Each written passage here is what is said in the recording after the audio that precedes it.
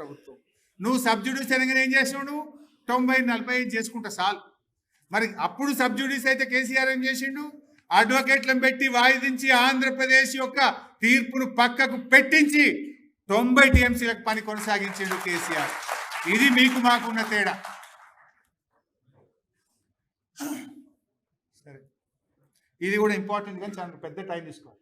కాంగ్రెస్ కాళేశ్వరం తొందరగా పూర్తి చేసిండ్రు, పాలమూరు చేయలేదు, పిచ్చి ప్రచారం చేస్తున్నారు.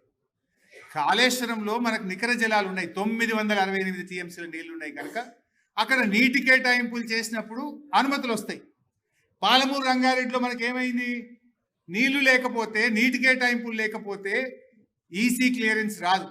నీటి కేటాయింపులు లేకపోతే నీకు సిడబ్ల్యూసి అనుమతులు రావు.